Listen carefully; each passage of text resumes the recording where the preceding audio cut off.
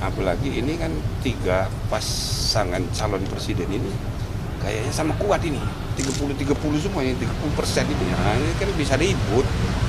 Nah, itu harapan kita melalui putusan MK hari Selasa besok. MK maksud saya, itu bisa memberi solusi yang terbaik, ya kan? Nah, termasuk mengenai 9 hakim ini. 9-9-nya dilaporkan, dan kalau mengikuti logika para pelapor ada aja alasannya itu, dia masuk akal semua. Cuma kami kan harus adil, maka izinkan kami mulai hari Sabtu akan membahas rancangan putusan, ya, terutama mulai Senin lah, karena saya akan keluar kota, baru hari Minggu pulang.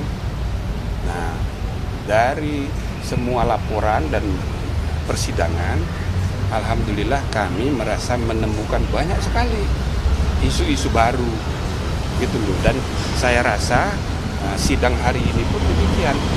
Pertama, sidang hari ini terfokus kepada terlapornya 2 hakim, satu Pak Arief Hidayat dan yang kedua Pak Saldi Isra. Yang dipersoalkan adalah dissenting opinion. Kok bukan opinion isinya curhat gitu loh. Nah, ini kan sesuatu yang baru. Bagaimana kita sebaiknya membangun tradisi dissenting opinion supaya jangan berlebihan. Itu tuntutannya dari para pihak, baik untuk Pak Saldi maupun juga untuk Pak Arief Hidayat, karena ada anggapan positifnya gitu ya.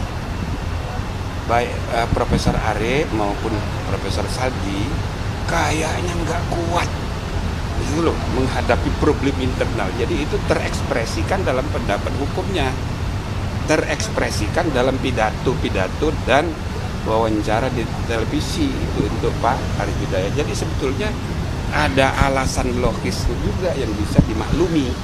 Tapi kan kita untuk membina kualitas dan integritas lembaga pengawal konstitusi, pengawal demokrasi bernama MK ini, kita kan harus meluruskan mana yang bengkok, kita luruskan. Termasuk juga mungkin saja ada semacam teguran kolektif tanpa menyebut nama untuk 9-9-nya. Karena terbukti misalnya tanpa harus menyebut siapa yang salah, yang jelas informasi rahasia di dalam kok di luar sudah pada tahu detail sekali, ya kan? Nah, jadi ya banyak intel di sini. Wartawan ini mirip-mirip intel ini ya. Ya tapi itu kan hak Anda ya. Tapi maksudnya ini sesuatu yang rahasia kok dibuka keluar itu bagaimana? Selama ini hanya dugaan-dugaan, ternyata kan beda. Tapi kok banyak betulnya sekarang ini, gitu loh. Nah, ini pasti sumbernya kalau bukan staf, hakim. Nah, kami udah periksa semuanya, susah ini, siapa ini? Gitu kan, kalau nanya majalah Tempo, iya kita harus hormati kebebasan pers, dia kan berhak untuk tidak mendisclose. Jadi kami nggak mau menyentuh itu, jadi kita masih kita cari ini, siapa yang tanggung jawab ini? Nah, termasuk soal-soal administrasi yang kecil-kecil begitu. Nah, ini termasuk yang bisa menjadi bahan untuk teguran kolektif. Nah, yang kedua itu soal kohesivitas dan kolaborasi, kohesivitas, kerjasama, kekompakan bersembilan. Ini kalau dibiarin ini itu bisa repot ini.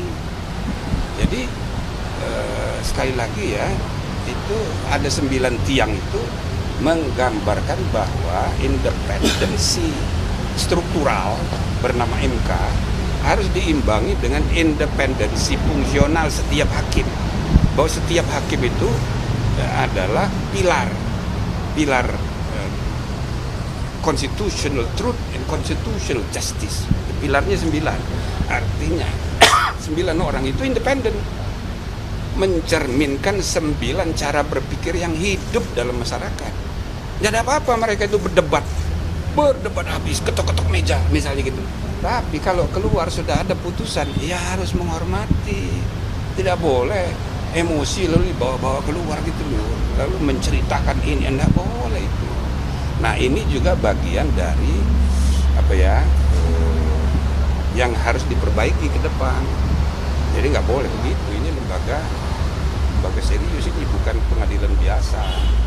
Nah ini hal-hal yang mengenai salah satu isu yang kita diskusikan ya hari ini soal kualitas perbedaan pendapat dissenting opinion. Yang kedua ada lagi yang menarik.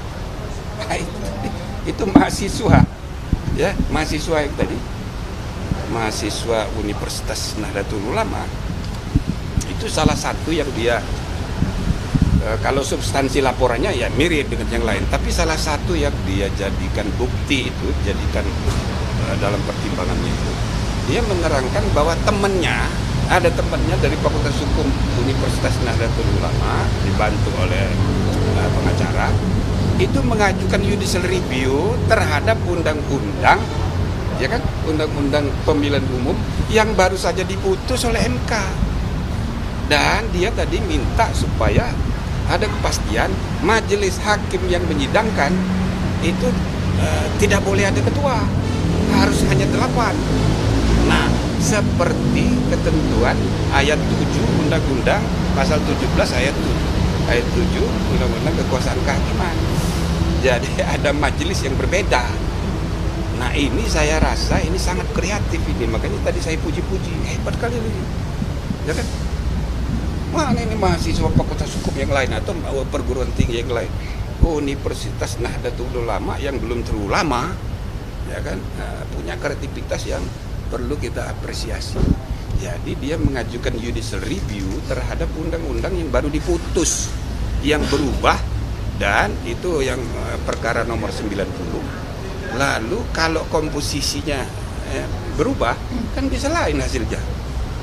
Ini kreatif ini, ya terlepas dari bagaimana nanti putusannya, saya mengapresiasi dan saya mendorong semua mahasiswa. Nah ini nyontoh ini seperti kreativitas mahasiswa Universitas Nahdlatul Ulama ini. Jadi ini wujud dari partisipasi publik, khususnya partisipasi mahasiswa dalam mengawal kualitas dan integritas demokrasi kita. Nah begitu. Ya itu aja dari saya. Tadi kan sempat disinggung juga oleh Prof. Dibli soal dissentingnya Prof.